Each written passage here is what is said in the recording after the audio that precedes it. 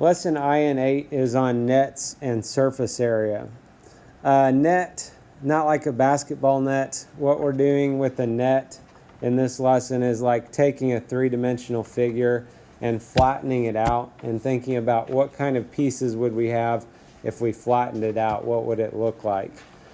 Surface area is like taking the areas of all the sides of that three-dimensional figure and adding them together would be your surface area.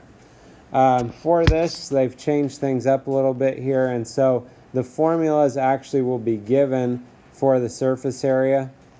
So these are the formulas that will be given. I'll give these to you on your test as well. Surface area of a cylinder, 2 pi r(h) plus 2 pi r squared. And the surface area of a right rectangular prism is 2 times the quantity length times width plus length times height plus width times height.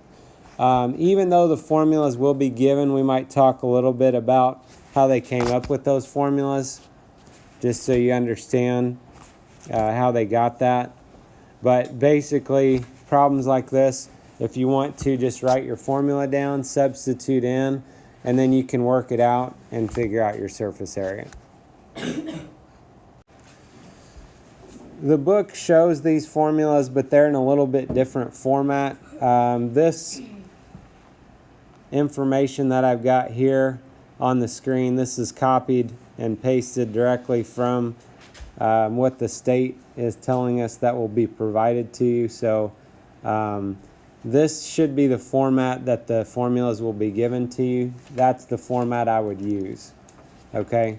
We might as well use the same format that you'll have on your iLearn tests rather than doing it one way now and doing it a different way later.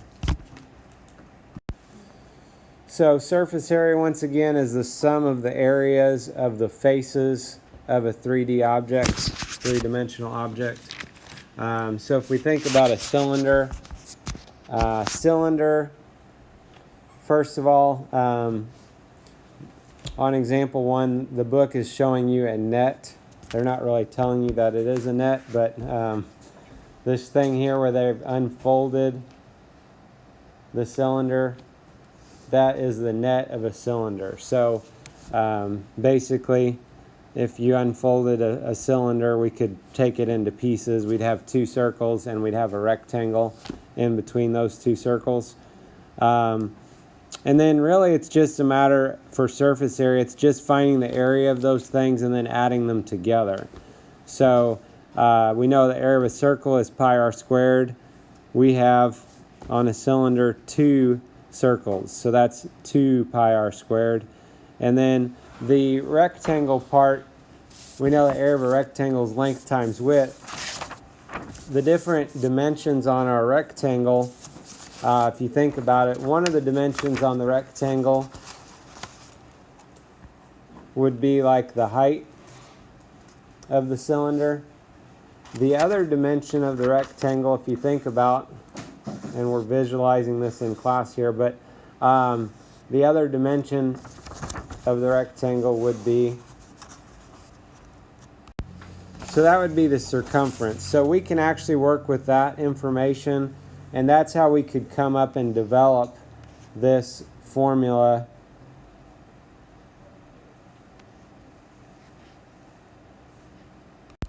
which once again we talked about the formula.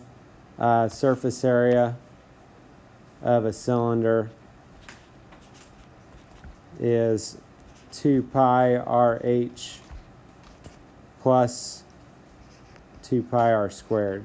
So the 2 pi r squared, that's the 2 circles. And the 2 pi r(h), that's the rectangle part of our cylinder. Again, 2 pi r's the circumference times the height. And again, you don't have to know how we came up with the formula, but just a little background for you that it's not just some, not random things that they're just saying this is how you do this. There's actually, math of things that we've already talked about involved with coming up with that formula. So my recommendation would be, when I'm doing a surface area of a cylinder problem, I'm going to write the formula down first, and then I'm going to substitute. And there's a couple different ways we can do this we'll talk about as we go through these problems. Okay, so anyway, you can see on the example here of how the book did that, and then they came up with their surface area of about 94.2 square feet. And the problem here said if they have enough sealant to cover 150 square feet, can they seal all the surfaces of one column? So they only need less than 95 square feet, so yes, they could do that. So once again, the formulas will be given to you. If we look at the try it here, they want us to figure out what's the surface area of a cylinder with a height of 9.5 inches and a radius of 2.5 inches. So surface area of a cylinder, I'm going to start out with using that formula.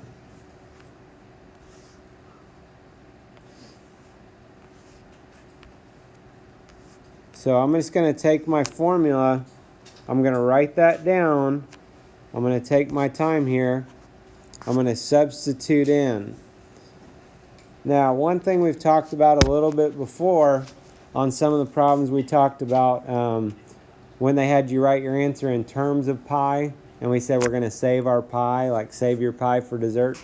This problem, I'm also going to save my pi because it's going to make it where I don't have to work with decimals quite so much as I'm working through the problem. So for this problem, we're just going to directly substitute in. I'm not going to worry about substituting for pi right now.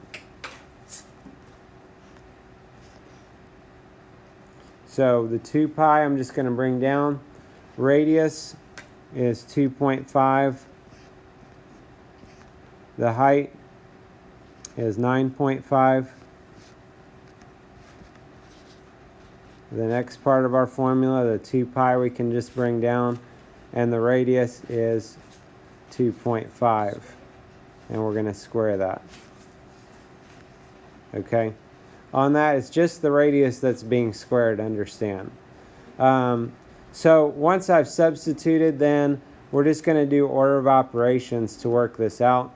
Technically, the very first thing out of all this would be the exponent over here. Understand these are kind of two separate pieces since they've got a plus sign in between them. So if you want to, on the first part, you can do some multiplication there as well. So 2.5 squared is 6.25. So we can bring the rest of this down if we want. Like I said, technically these are separated by an addition sign. So if you wanted to, we could go ahead and multiply these numbers together. We're going to save the pi there, but the number parts you can multiply to simplify a little bit here. So if you multiply those together, is 47.5 pi. And then we can simplify a little bit more with the second part here.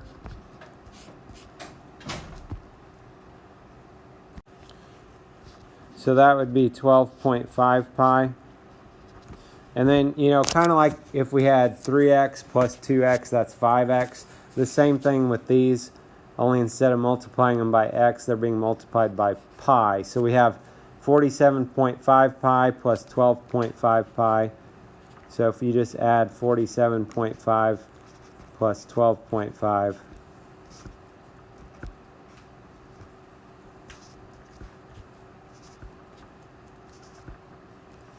is 60.0 or just 60.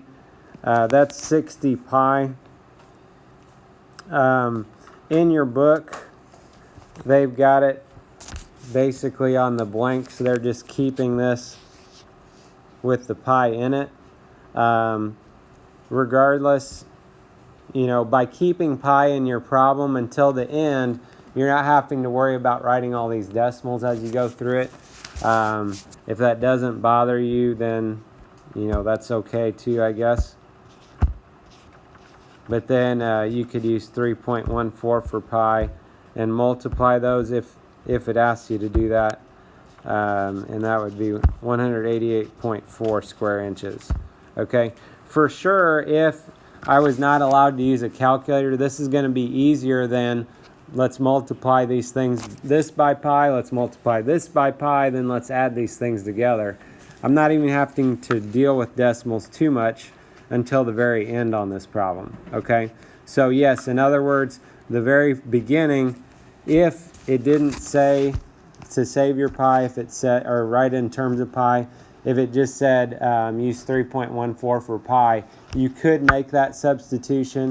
You could get those decimals and then just, you know, work with that the rest of the problem. Okay, so I'm not saying that's wrong. I'm just saying if you're not allowed to use a calculator, this is definitely going to be easier route for you. Example 2, we're going to look at the surface area of right rectangular prisms. So surface area of right rectangular prisms, basically on a rectangular prism you've got 6 sides. They didn't have to give you this formula because you guys can figure this out. You've got a top and the bottom, you know, that are the same. So you find the area of the top, multiply it by 2 because the top and bottom are the same.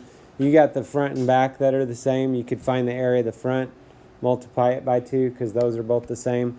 And then you got your sides are the same. You could find the area of your side, multiply it by 2 because those sides are the same. Okay, that's basically the idea of what they're doing with this formula that they're going to give you on the iLearn test. Okay, they're saying basically we have 2 of each of these things.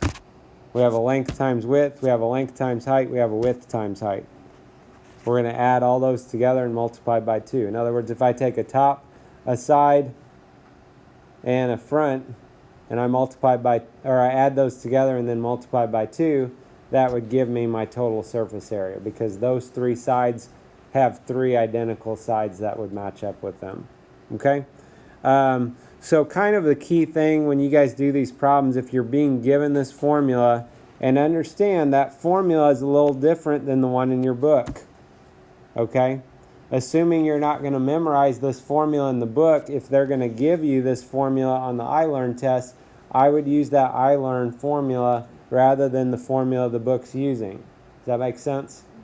Okay, so on this problem, it says one way and another way. One way, well, if you're not given the formula, this is one way of doing it. You can break this thing apart, find the areas, and then add them together. Another way, if you're given the formula, I would just use the formula. All right, this is the key step when you guys are doing these problems, is telling what the length, width, and height are. All right, you got to figure out what's the length, what's the width, what's the height. The good thing about it, it technically doesn't matter which one you call what.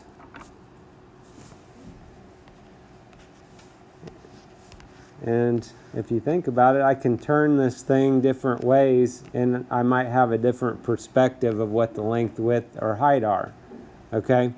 So don't get caught up in worrying, like, you know, spending 5 minutes figuring out, you know, is this my length, is this my width, is this my height?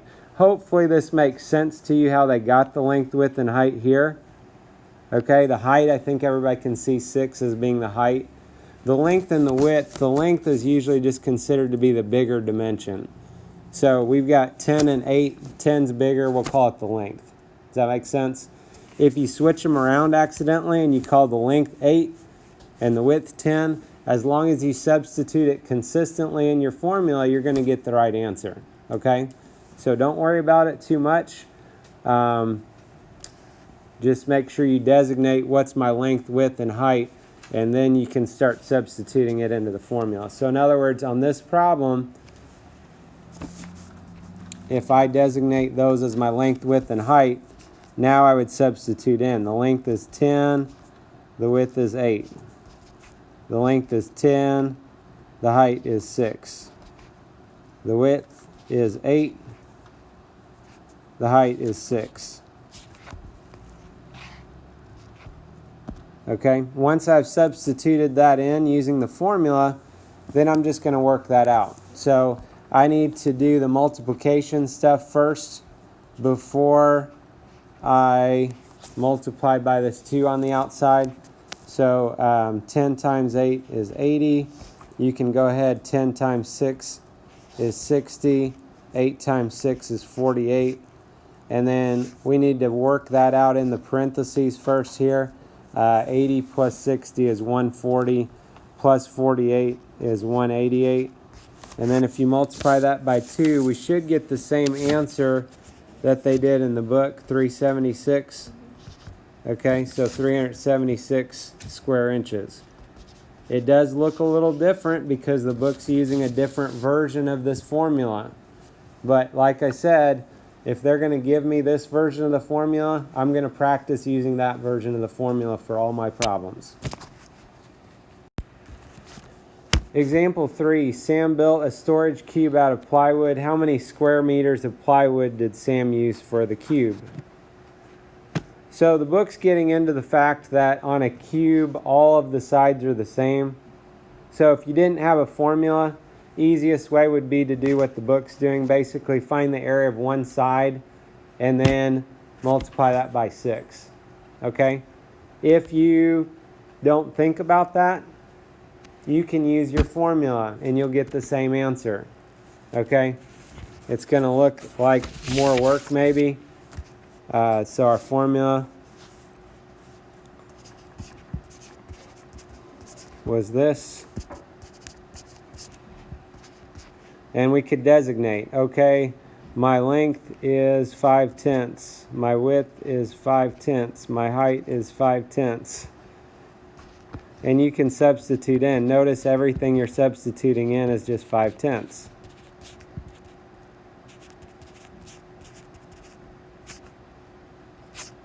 Okay?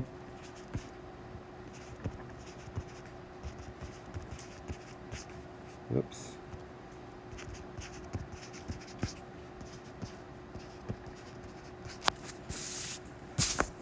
And then when you work that out, you'll get 1.5 square meters, same as them. Okay? So don't worry about that too much. It's just a special thing for the cube. If I'm given a formula, I'll probably just use the formula. Just by pure laziness, probably. But so let's look at the try it, which is not a cube. And again, surface area of the prism. And on iLearn, they should be directly giving you that on the problem that you need it. So they'll say, what is the surface area? And then they'll say, here's your formula. Okay, so first thing, go ahead and designate your length, width, and height, and then substitute in and find your surface area here. So our height is 3. Bigger dimension here, length is 4. Width is 2, and if you substitute those in to the formula, do the multiplication first, and then add those together, and you should get 52 square centimeters for your surface area.